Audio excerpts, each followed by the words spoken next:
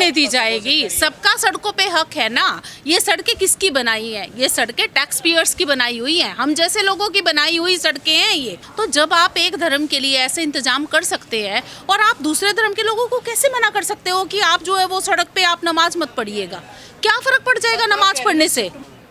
कि आने वाला जो समय है वो बहुत ही संकट से भरा हुआ समय है।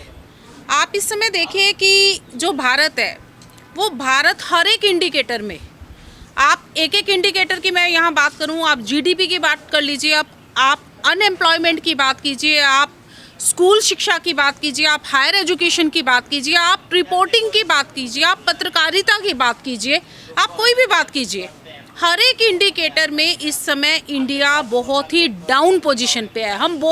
हमारा जो स्तर है बहुत ही गिर रहा है। हम बात तो अक्सर ये बोलते हैं ना कि रुपया गिर रहा है, सिर्फ रुपया नहीं गिर रहा, सिर्फ इकोनॉमी नहीं गिर रही है, उसके साथ हम हर चीज़ में गिर रहे हैं, हर मोर्चे पे हम जो है वो नाकामयाब हो रहे हैं। और ऐसे में आप बहुत सारे बदलाव इकोनॉमी में देखेंगे। इकोनॉमी में कैसे बदलाव कि जैसे आप ये देखिए कि खुद हमें ये बात पाठ पढ़ाया जाता है कि भाई आप जो है वो सोना चांदी मत खरीदिएगा, सोना मत खरीदिएगा। आप मुझे बताइए ना, 80 करोड़ जनता के पास खाने को पैसा नहीं है, वो सरकारी जो अनाज है, राशन जो डिपो है उसके ऊपर डिपेंड हो रही है, और हम बात कर रहे हैं सोना खरीदने की। अरे भाई कहाँ से सोना खरीदेगा? जो आदमी खाना नहीं खरीद सकता, जो अपनी बेसिक जो सुविधाएं हैं, उसके जीने की जो सुविधाएं हैं वो उनको नहीं अफोर्ड कर पा रहा, और हम उसको मना कर रहे हैं कि आप सोना मत खरीदिएगा। हम मना कर रहे हैं आप विदेश में मत जाइएगा। आप पहले डाटा तो निकालिए भाई कितना लोग है जो हवाई यात्रा करता है, कितना लोग है पिछले कुछ सालों में टूरिज्म के नाम पे, किसी काम के नाम पे, एम्प्लॉयमेंट के नाम पे जिनका ट्रैवल होता है, जो बाहर जा रहे हो, बाहर से आ रहे हो, यहाँ पे कितना परसेंट है? टोटल पॉपुलेशन साइज का कितना परसेंट है? आप किसको मना कर रहे हैं? और फिर तो यही हो रहा है ना कि नमाज नहीं पढ़ने दी जाएगी सड़कों पर। क्यों नहीं पढ़ने दी जाएगी? सबका सड़कों पे हक है ना। ये सड़कें किसकी बनाई है? ये सड़कें टैक्स पेयर्स की बनाई हुई हैं, हम जैसे लोगों की बनाई हुई सड़कें हैं ये। सरकार ने अगर सड़क बनाई है, और सरकार, मैं जो है वो बिहार से, पटना से वापस आ रही थी और वो कावड़ का दिन थे, और मैंने ये देखा कि बड़े ही इंतजाम किए हुए थे, और वो सारे सरकारी इंतजाम थे कावड़ के लिए। तो जब आप एक धर्म के लिए ऐसे इंतजाम कर सकते हैं और आप दूसरे धर्म के लोगों को कैसे मना कर सकते हो कि आप जो है वो सड़क पे आप नमाज मत पढ़िएगा? क्या फर्क पड़ जाएगा नमाज पढ़ने से? शिफ्टों में पढ़िए ना, हम मना नहीं कर रहे, पर शिफ्टों में पढ़िए ना। अरे भैया शिफ्टों में पढ़िएगा? क्या आपने कांवड़ियों को कहा था कि आप शिफ्टों में चलिएगा?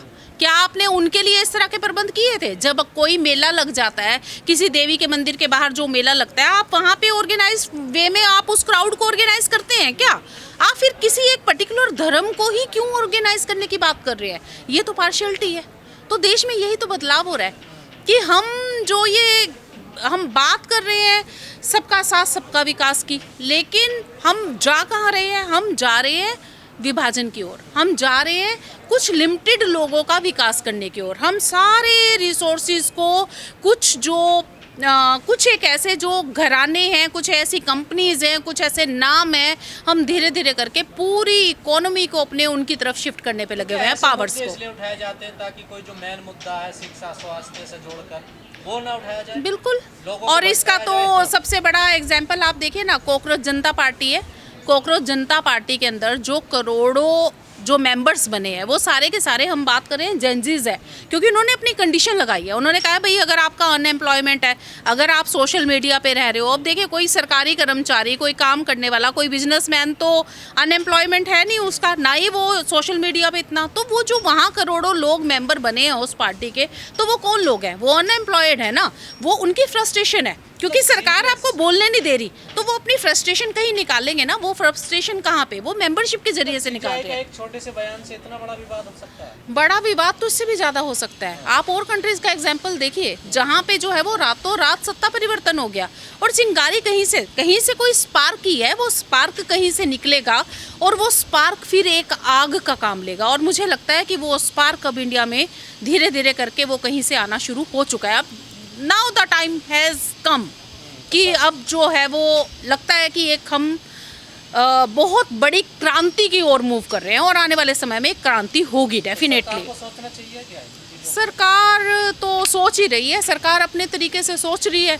अगर सरकार इन सब चीज़ों के लिए अगर वो नहीं काम करेगी तो हो सकता है कि मात भी खानी पड़े हमें। आप जिन्हें जैन जी या बेरोजगार कहा जा रहा है, अब उन पे आरोप भी तो लग रहे हैं इधर उधर के कि ये इधर से फंडिंग, उधर से वहाँ से पाकिस्तानी बताया जा रहा है। अरे पाकिस्तानी, पहली बात तो देखिए कि मैं वो जो डाटा एक निकाला गया है जिसके अंदर ऐसा बताया गया है कि 49% कुछ पाकिस्तानी पॉपुलेशन है और दूसरे कंट्रीज़ का है। देखिए मैं उस डाटा पे बिलीव नहीं करती, क्योंकि जहाँ तक मुझे टेक्निकली पता है कि जो उसका ओनर है वो ओनर ही उसकी इन्फॉर्मेशन आउट कर सकता था। ओनर के अलावा कोई दूसरा आपके पार्टिसिपेशन को ऐसा बाइफरकेटेड नहीं कर सकता। तो वो जो बाइफरकेशन है वो ओनर की तरफ से तो आया नहीं है, तो वो आपका एआई क्रिएटेड हो सकता है, सेल्फ जनरेटेड हो सकता है, प्रोपोगेंडा हो सकता है, सिर्फ ये बहकाने के लिए। फिर वही बात आ गई ना, विभाजन वाली जो नीतियां हैं इस देश की, कि आप लोगों के दिमाग में ये डाल दो कि इसमें हमारा यूथ है ही नहीं, हमारा यूथ नहीं है, बल्कि यूथ कहाँ है, पाकिस्तान को हर जगह इस्तेमाल कर लिया जाता है। तो अब फिर कॉकरोच जनता पार्टी के पीछे पाकिस्तान की ही आइडियोलॉजी को इस्तेमाल किया जा रहा है। देश है ये हिंदू मुस्लिम मंदिर मस्जिद, इनसे बाहर निकल पाएगा या नहीं निकल पाएगा?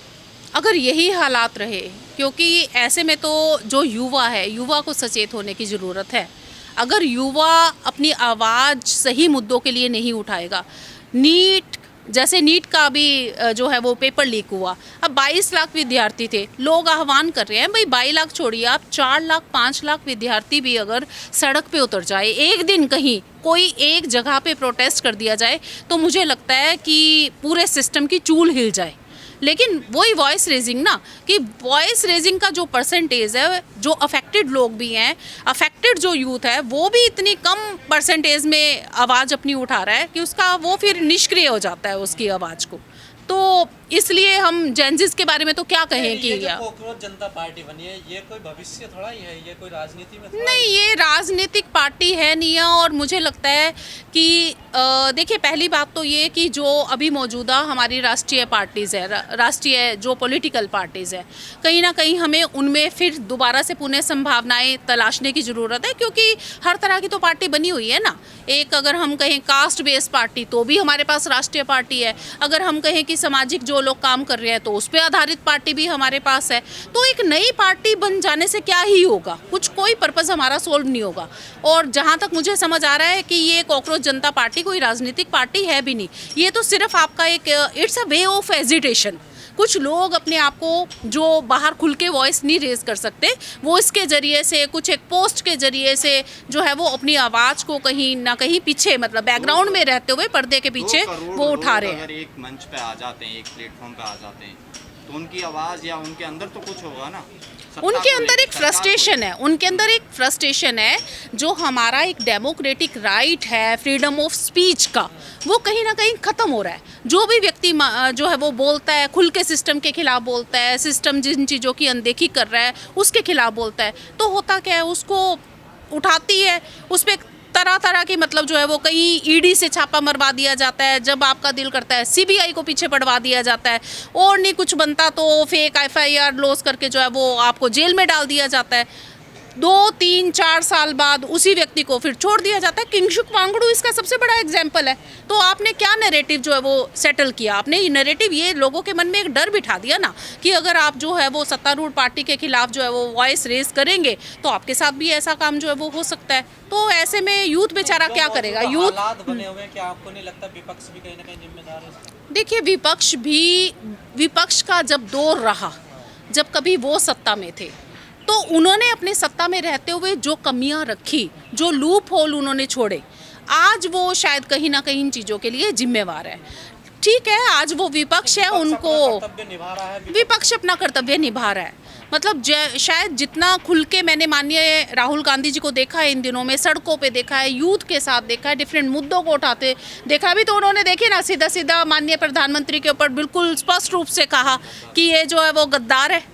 तो इससे ज़्यादा विपक्ष जो है वो और क्या करेगा, वो तो वॉइस रेज कर सकता है, मुद्दे उठा सकता है। वो अलग बात है कि उनकी बात को एक विपक्ष में जो एक डेमोक्रेटिक सिस्टम में जितना वेटेज देना चाहिए जो है वो उतना उनको वेट नहीं मिल रहा है। उनको डिफरेंट तरह के डिसीजन में पार्टिसिपेशन का उनका जो राइट है वो कहीं ना कहीं मर रहा है, उनके साथ भी वही हो रहा है।